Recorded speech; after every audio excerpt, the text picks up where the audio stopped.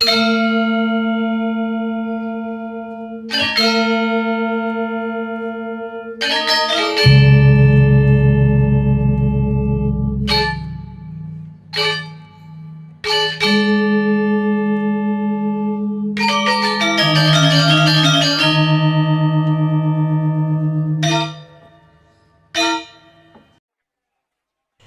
semuanya, welcome to my YouTube channel. Nah, di video kali ini aku mau review atau mau bahas tentang Banten di Bali. Kali ini Banten yang aku bahas adalah Banten Gebogan.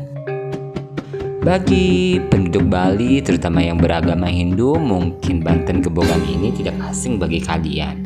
Tapi bagi teman-teman yang bukan beragama Hindu, terutama yang di luar Bali, mungkin kalian baru pertama kali melihat Banten ini.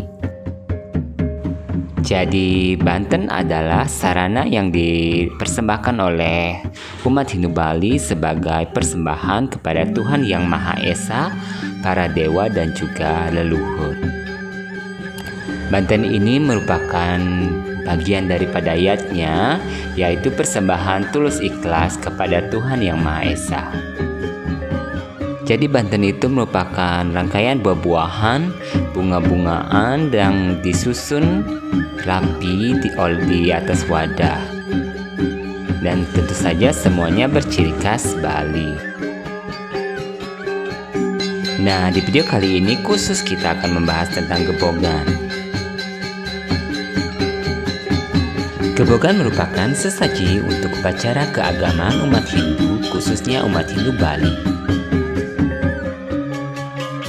Gebogan biasanya dibuat setiap piodalan atau hari lahir sebuah pura atau bangunan suci. Dan Gebogan ini juga dikenal sebagai pajegan yang disusun sedemikian rupa dengan buah-buahan, jajan, nasi, daging, dan di atasnya dihiasi oleh sampian atau hiasan janur.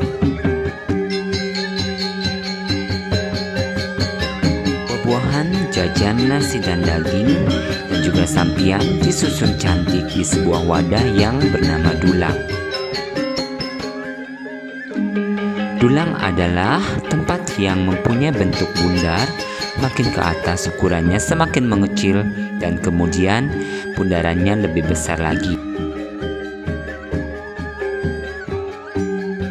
Tepatnya dulang itu berbentuk ramping, sedangkan bagian ke bawah ukurannya semakin mengecil, berukuran sebesar kepala manusia sehingga semakin mudah untuk dijinjing. Bentuk Gebogan menjulang seperti gunung, makin ke atas semakin runcing atau lancip.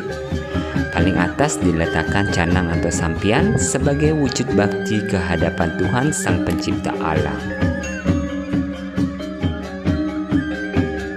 Seiring perkembangan zaman, membuat Gebogan pun semakin gampang.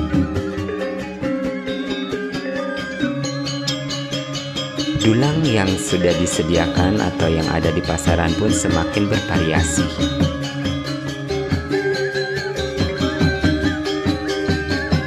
Umat Hindu di Bali hanya perlu menaruh atau menyusun buah-buahan saja di atas dulang karena sudah disediakan tempatnya masing-masing, tanpa perlu melakukan atau menambahkan alat-alat tertentu.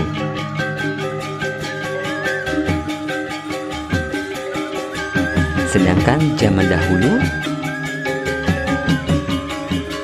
orang-orang mempergunakan batang pohon pisang sebagai tempat sehingga gampang untuk menaruh buah-buahan.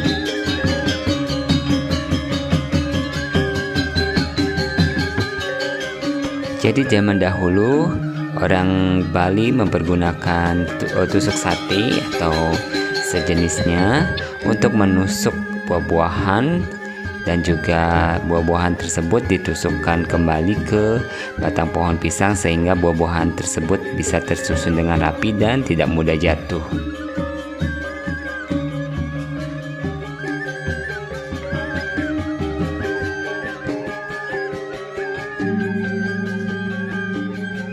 Sedangkan sekarang semuanya sudah mulai gampang, hanya tinggal menyusunnya saja karena tempatnya sudah dibuatkan bertumpang-tumpang seperti gebogan yang ada di video ini.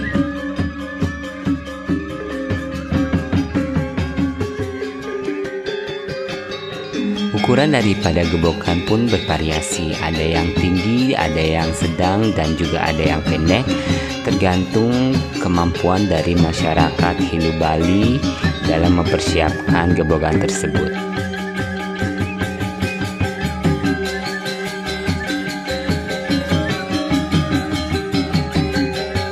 Dan buah-buahan yang dipergunakan juga bervariasi tergantung kemampuan dari masyarakat setempat.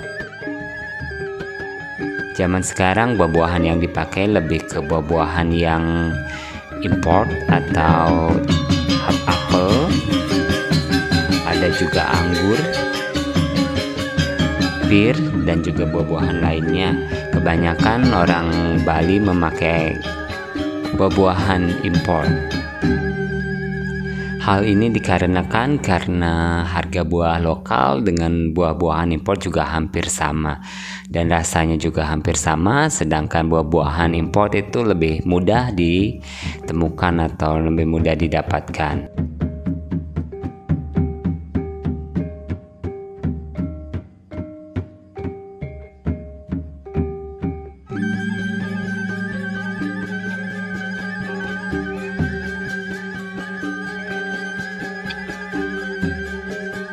Sebenarnya tujuan dari pembuatan gebogan atau banten ini adalah mempersembahkan buah-buahan atau makanan yang kita sukai, terutama yang ada di pekarangan kita.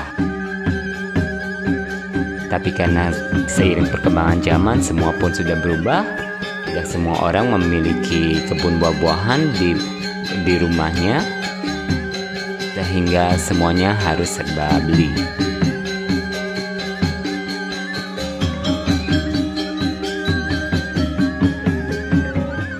Tak jarang juga gebogan yang kita temui di pura ada yang terdiri dari tumpukan minuman-minuman bersoda, minum-minuman kaleng,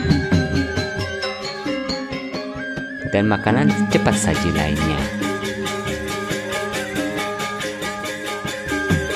Hal itu mungkin karena orang yang mempersembahkan atau yang membuat gebogan itu suka dengan minuman atau makanan tersebut. Sebenarnya hal itu tidak diperbolehkan oleh PHDI Bali karena bisa mengurangi esensi atau makna dari gebogan itu tersendiri. Apalagi minuman yang bersoda dan bahkan minuman yang mengandung alkohol itu sangat tidak dianjurkan oleh PHDI Bali karena tidak sesuai dengan tradisi Bali.